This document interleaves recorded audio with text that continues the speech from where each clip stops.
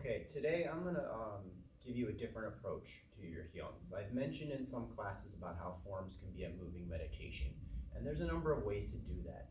And one way we've done it in here is by using the drum and taking a form that everybody knows and just reacting to the sound of a drum and moving with every little bit of our energy and purposely doing that hyung until it gets to a point where we're not really thinking so much as just reacting and doing what we know best. And that's one way to do a form in a meditative way.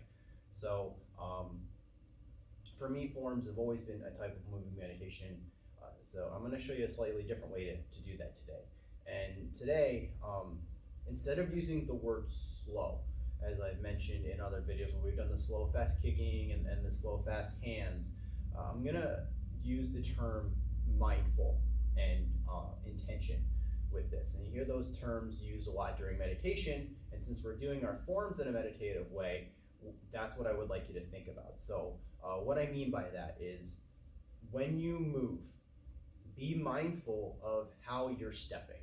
And I don't just mean the foot, I mean from the heel into the center of the foot, into the big toe, and how does your leg move as you're transitioning from one step to the other. So think about all the little things from where you first make contact with the floor until you make movement again. So be very mindful of how you move.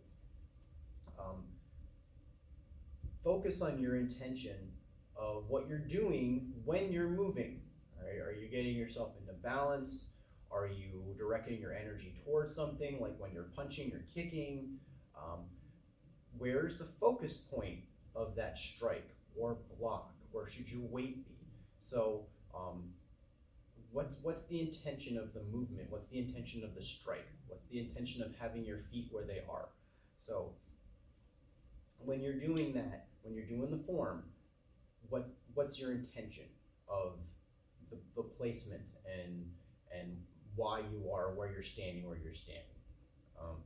Rhythm is going to be another big one for this exercise.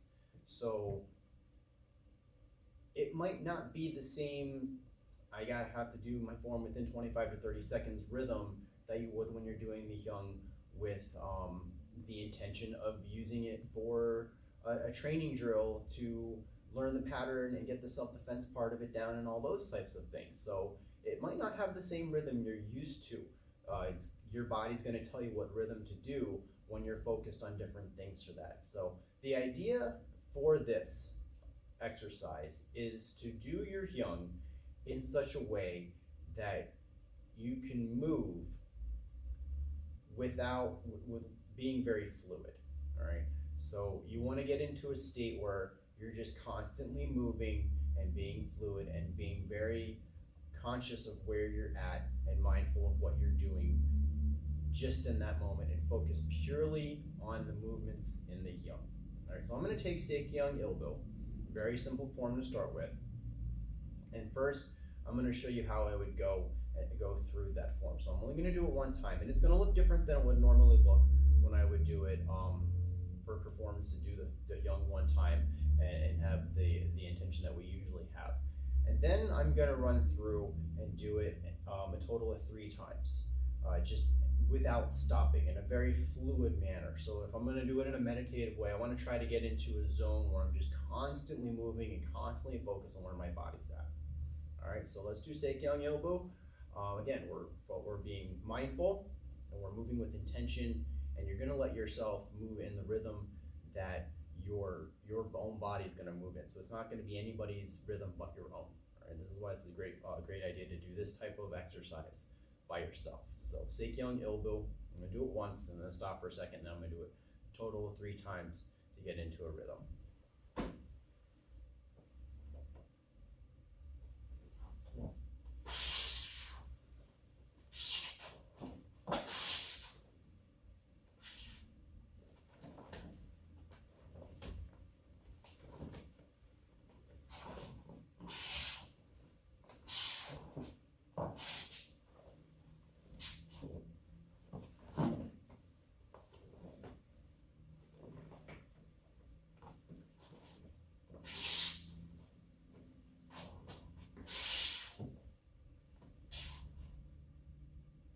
so that's one time through.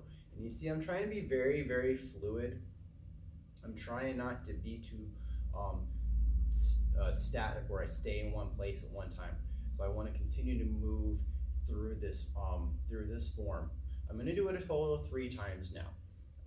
Again, I'm focused on how my feet are settling, and am I moving from heel up the side of my foot into my toe as I move? Is my punch coming out directly into the center section? Am I aiming my kicks? Am I going through the chamber? Am I transitioning my weight? All those things should be in the back of your mind as you move. And then as you get through the rhythm, you should be in a very fluid, smooth motion. So that's why it's good to do at least 3 repetitions with an exercise like this. So let's do Seiki Hyung Ilbu again. But now I'm going to go through it 3 times without stopping, in a very continuous, fluid motion.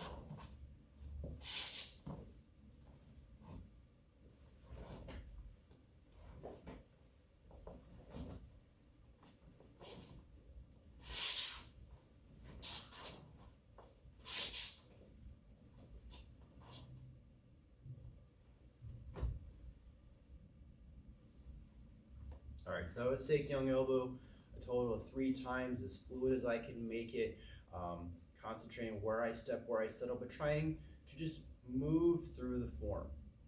Now, of course, I could use the same method and do it as I normally do, real hard and snappy movements as a traditional Tong Sudo form, and that's another great way to do it as a moving meditation. But I was just trying to give you a different way, a different outlook on using your Hyungs as a moving type of meditation, just using something you know. Qigong has a similar type of method where they actually have a form. It's called walking taekwook. It's something for you to look into, where there's actually a form where you there's movements they have to do in a certain sequence, and very fluid. Pay attention where your feet are moving. But we can take something we know. We can take our forms and do the same type of thing. So hope this is the outlook on your Hyungs. Happy training. Tong Su.